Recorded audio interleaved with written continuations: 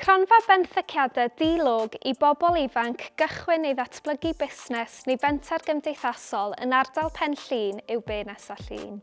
Buddsoddodd criw o bobl busnes yr ardal eu harian yn y gronfa, sydd erbyn hyn wedi cael ei ailgylchu cymaint o weithiau fel bod 14 busnes a menter gymdeithasol wedi derbyn dros 70,000 o bunnau ganddynt. Mae'r busnesau hyn yn cynnwys Sioned Owen o Tania Whitebits, Rebecca Hughes o Toluno, a hyd yn oed ein dyn camera, Dafydd Hughes o gwmni Amcan. Fy rôl I ac arloesi Gwynedd Wledig yw gweinyddu'r gronfa, felly fi fydd yn eich cynorthwyo gyda'ch cais. Mae'r broses yn un eithaf syml. I gychwyn, byddaf yn eich cyfeirio at yr hob menter fydd yn gallu cynnig cymorth arbenigol I chi gwblhau eich pecyn cais, sef ffurflen gais syml, cynllun busnes a rhagolygon llif arian.